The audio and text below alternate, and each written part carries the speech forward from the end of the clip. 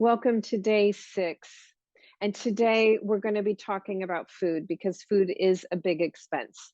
I know I promised you we'd jump into the Thrive thing yesterday, but we need to talk about food, especially in today's world because it's crazy high, right? I'm going to quote Ron Finley.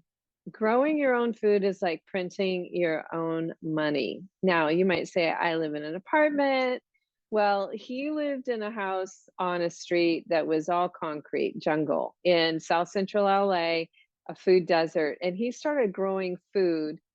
He took out the grass between the sidewalk and the street, and he started growing food in there.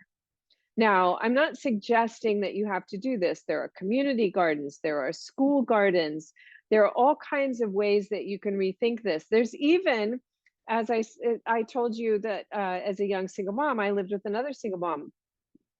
Cooking for 4 or 5 is not more expensive than cooking for 2. So she would cook one week and I would cook the next week.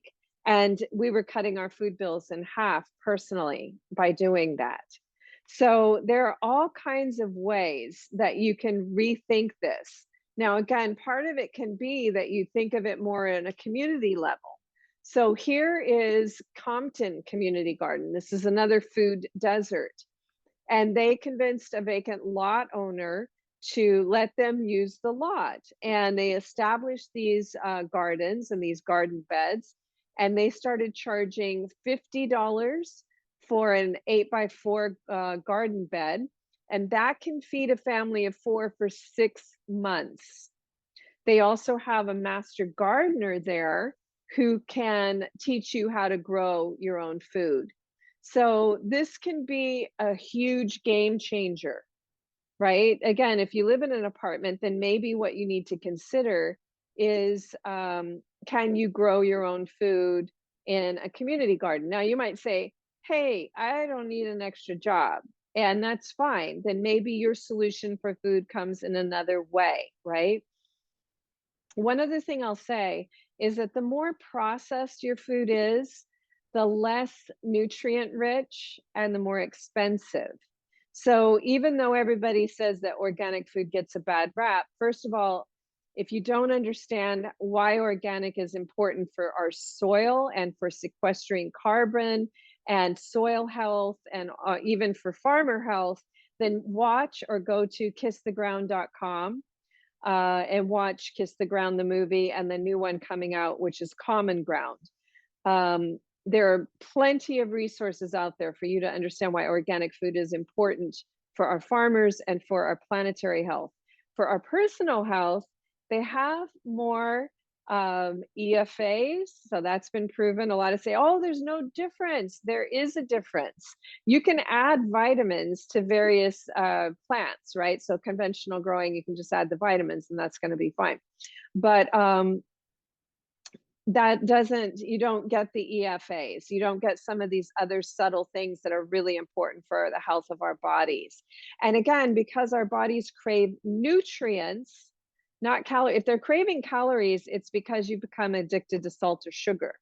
What your body in its true form really needs in order for you to be healthy, not the salt, extra salt and sugar that's in processed foods, but the nutrient rich, largely produce. I mean, you could still have meat, I would say local and organic. That's important. There, you might have seen in this year, which is 2023, there was a big headlines on all of these dead fish that washed up in Texas, well, along the Gulf of Mexico. The dead zone is bigger than it's ever been. Now, if you don't know what the dead zone is, you need to Google that. Again, I cover all of this in The Power of 8 Billion. It's up to us.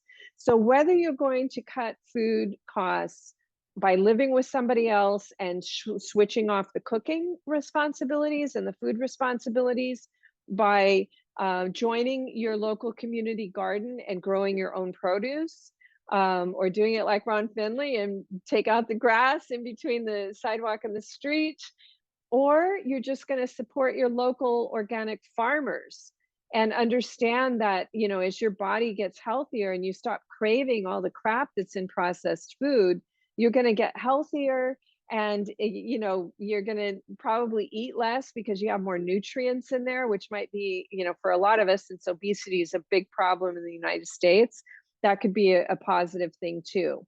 So I would just say, let's get creative and let's get informed about food.